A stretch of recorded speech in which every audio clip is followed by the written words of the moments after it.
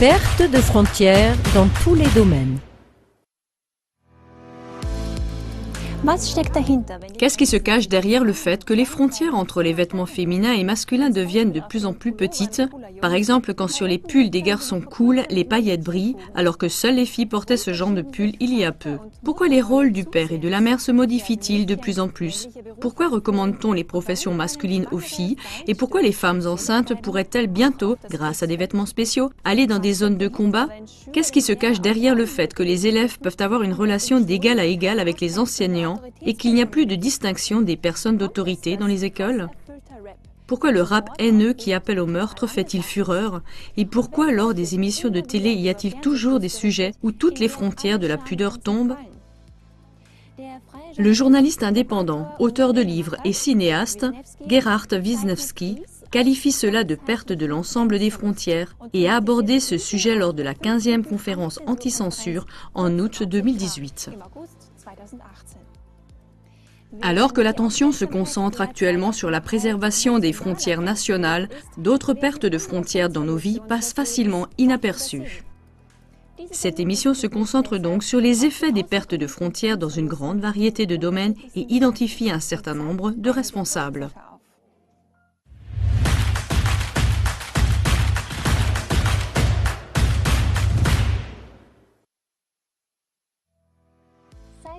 Depuis des décennies, on travaille à la dissolution des rôles masculins-féminins. L'exemple suivant illustre la gravité de la perte des frontières. Dans une horde de gorilles, les mâles dits à dos argenté sont responsables de la défense du territoire, tandis que les femelles s'occupent des petits. Cette frontière de rôle assure l'organisation et donc la survie de la horde. Si on échangeait ici les rôles et qu'on envoyait par exemple les femelles au front, en un temps record, la horde de singes n'aurait plus de descendants. Par conséquent, si les rôles masculins-féminins sont inversés, la société humaine devra aussi craindre le pire. En 2015, le char blindé de combat d'infanterie Puma a été transformé en raison d'une concentration excessive de gaz lors des tirs, de sorte que, pendant les missions de combat, les femmes soldats en fin de grossesse n'ont pas à craindre de dommages pour le liquide amniotique. Est-ce à cela que ressemble une défense nationale efficace ?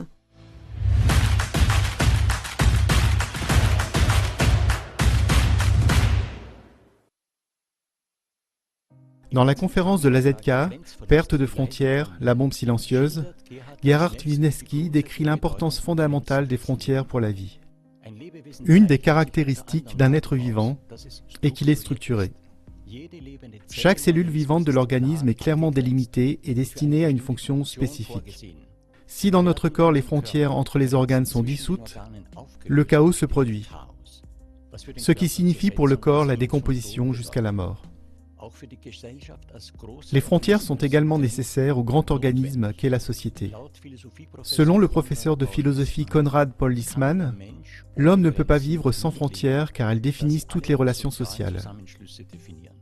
Mariage, famille, amitié, milieu, classe et société.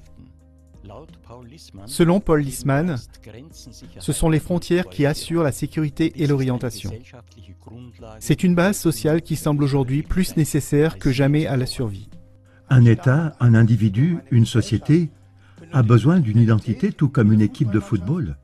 Que se passerait-il si le FC Bayern se met au Real de Madrid? Le football serait-il encore passionnant?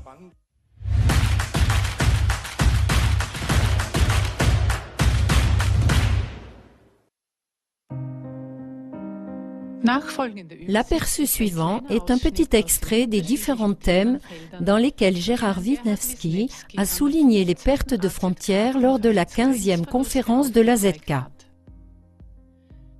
Économie, accords de libre-échange, TTIP, CETA, NAFTA, Union monétaire, euro.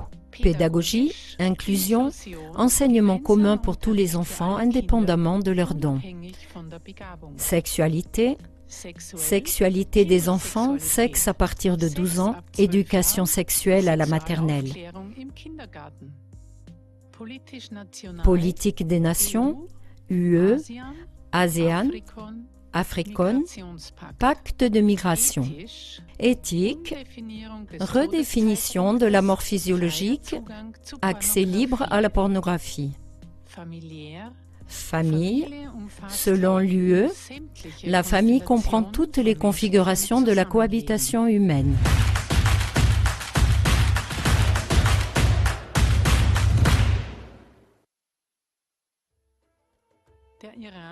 En Iran, les frontières entre l'État et la religion sont étroitement liées et c'est pourquoi le pays se qualifie lui-même de théocratie. Le port du voile par les femmes et la séparation des hommes et des femmes, par exemple, ont établi une frontière beaucoup plus stable que dans d'autres sociétés. En conséquence, l'Iran a été capable de résister avec succès aux influences destructrices de la culture dite occidentale telle que Coca-Cola, Walt Disney, la pornographie, la théorie du genre, etc. Mais c'est évidemment un caillou dans la chaussure des stratèges du pouvoir global. La structure sociale stable de l'Iran doit être complètement désintégrée par la soi-disant culture occidentale et la population désorientée doit être placée sous leur contrôle, tout comme la population américaine ou européenne.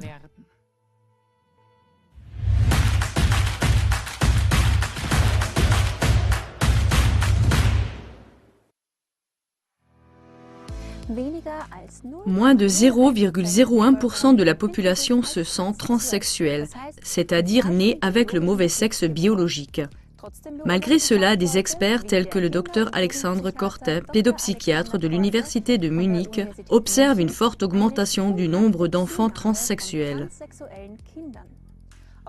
Il y a des classes où 5 filles pensent qu'elles sont nées dans le mauvais corps, a déclaré le médecin lors du congrès de médecine pour enfants et adolescents 2018 à Munich. Serait-ce parce qu'eux-mêmes et leurs parents sont artificiellement sensibilisés à l'illusion du choix sexuel par une véritable campagne de publicité dans les médias, le cinéma, la littérature et dans le cadre de l'éducation sexuelle interdisciplinaire?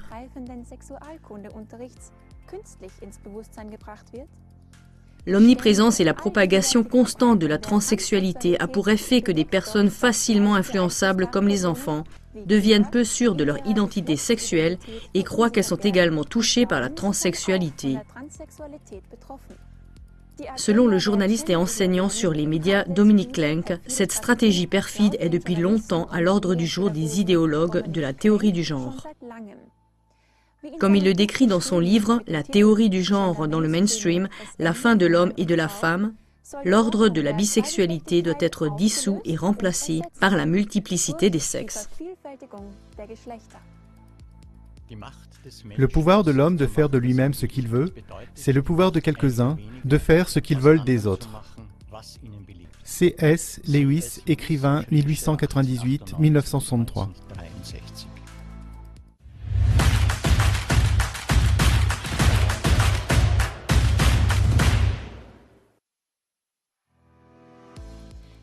Si le loup a toujours été considéré comme un prédateur à craindre, aujourd'hui les associations de protection de la nature, une partie du monde politique et des médias donnent l'impression qu'on peut vivre en bonne entente avec les loups dans des régions densément peuplées. Cependant, le professeur Valerius Geist du Canada met en garde contre ce statut de protection sans limite des loups. Tôt ou tard, les loups qui vivent à proximité des zones d'habitation verront les humains comme des proies. Sa prédiction est maintenant confirmée par l'incident du 28 novembre en Basse-Saxe. Un employé communal réparait la clôture d'un cimetière isolé à l'orée d'une forêt. Quand il a mis sa main en arrière pour prendre un outil, un animal l'a mordu. Il lui a mordu le bras et a tiré sur son pull. La police et le maire ont confirmé que c'était bien un loup.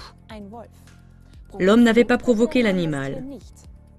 Si on ne met pas des limites tant aux loups qu'aux associations de protection de la nature, il ne faudra pas longtemps avant que des morts accidentelles ne se produisent.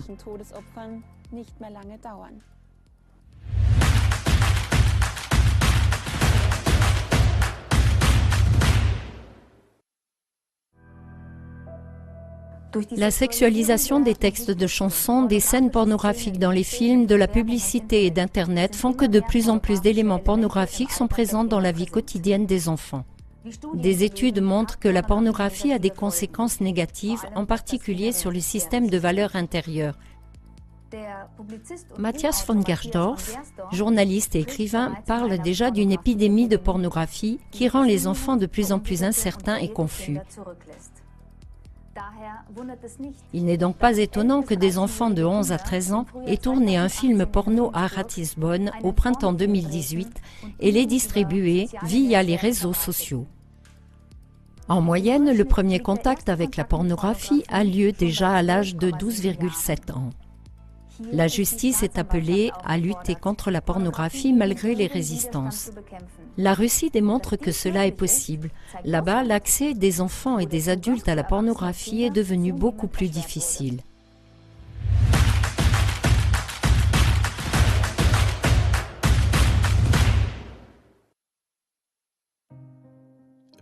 Si on observe combien de frontières sont violées et démantelées, ce n'est pas une coïncidence. Selon Gerhard Wisniewski, les globalistes ont en fait des stratégies très concrètes dirigées contre les gens, leur culture et leur civilisation.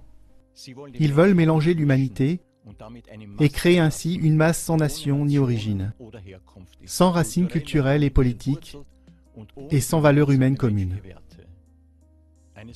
Une telle masse non structurée peut facilement être gouvernée, exploitée et soumise.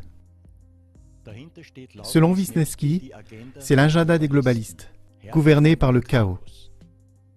Dans quelle mesure les humains qui attaquent ainsi l'humanité appartiennent-ils encore à l'humanité elle-même? La dissolution des frontières se fait de manière stratégique et secrète sous le couvert de la mode, de l'humanisme et de la modernité. Les stratèges hostiles à la vie seront surpris, cependant quand ils devront reconnaître avec quelle puissance indomptable la vie elle-même défendra les frontières vitales.